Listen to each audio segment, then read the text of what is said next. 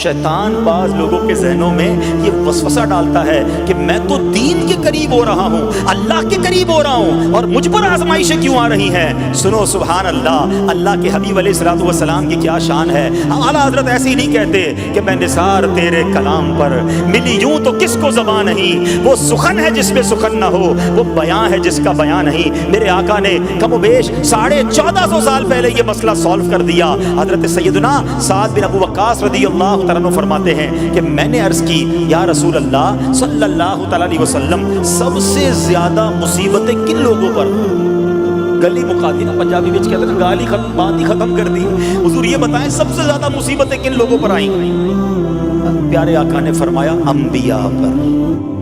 अल्लाह, अल्लाह के सबसे करीब तो अंबिया है ना, अंबिया पर, फिर उन लोगों के बाद जो लोग बेहतर हैं, फिर उनके बाद जो बेहतर हैं। सुनो अब अगला जुमला, बंदे को अपनी दीनदारी के एतबार से मुसीबत में मुब्तला किया जाता है।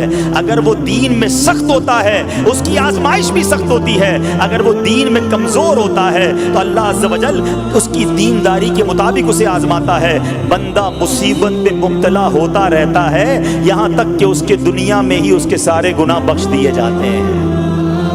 गोया अल्लाह की ये रहमत है कि बंदा बड़ा नेक हो रहा है, रब चाहता है कि इस बंदे पर आजमाइश भेजूं, मेरा नेक बंदा सब्र करे, इसके गुनाह माफ हो जाएं और मेरे पास आए तो उसको जन्नत में दाखिल कर दूं। अल्लाह अकबर। ऐ प्यारे इस्लामी भाइयों, याद रखना, अब जो मैंने एक सवाल कायम किया था ना कि यार मैं तो दीन के करीब, मैं तो अल्लाह के करीब होने की कोशिश कर रहा हूँ और एक के बाद एक आजमाइश आ रही है, ये क्या है। अब एक और हदीस सुन लो, सुभान अल्लाह। हजरत सैयदना अनस रज़ियल्लाहु तआला अन्हु से रिवायत है, सरकारे वाला तबार, हम बेकसों के मददगार, शफीए रोज़े शुमार, दो आलम के मालिक व मुख्तार सल्लल्लाहु तआला अलैहि वसल्लम ने फरमाया, जब अल्लाह अज़्ज़ व जल किसी बंदे से मोहब्बत फरमाता, सुनना जरा गौर से, अल्लाह अज़्ज़ व जल जब अपने किसी बंदे से मोहब्बत फरमाता है या उसे अपना दोस्त बनाने का इरादा फरमाता है तो उस पर आजमाइशों की बारिश फरमा देता है।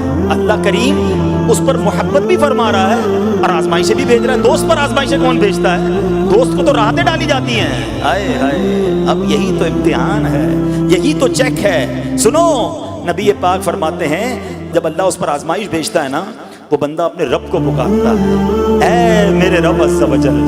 तो अल्लाह फरमाता है, मेरे बंदे तू जो कुछ मुझसे मांगेगा मैं तुझे अता फरमाऊंगा, तुझको जल्द ही तुझे दे दूंगा और इसे तेरी आखिरत के लिए ज़ख़ीरा कर दूंगा। सुभान अल्लाह। यानी अल्लाह वालों को आजमाया जाता है, उनके दर्जात बुलंद किए जाते हैं, उनके गुनाह मुआफ़ किए जाते हैं। तो ऐ मेरे प्यारे इस्लामी भाइयों, कभी भी ये ज़हन में ख्याल मत लाना कि यार मैं दीन में करीब आ रहा हूँ, मेरी आजमाइशें बढ़ रही हैं। समझ लो इम्तिहान शुरू हो गया है, टेस्ट शुरू हो गया है। अब इस टेस्ट में मुझे कामयाब होना है और अल्लाह के मजीद करीब जाना है। जिंदगी में जो गुनाह हो गए हैं ये मेरे गुनाहों का इंशाअल्लाह कफ़ारा बन जाएगा, मेरे दर्जात की बुलंदी का सबब बन जाएगा।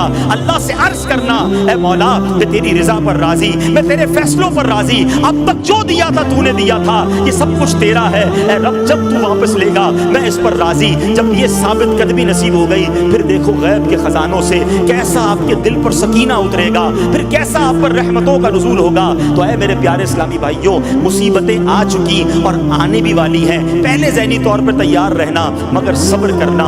ये चंद दिनों की, चंद घंटों की, चंद लम्हों की मुसीबत है, मगर ये तुम्हारे दर्जात को बुलंद कर देगी। रब्बे करीम सब्र करने वालों को पसंद फरमाता है।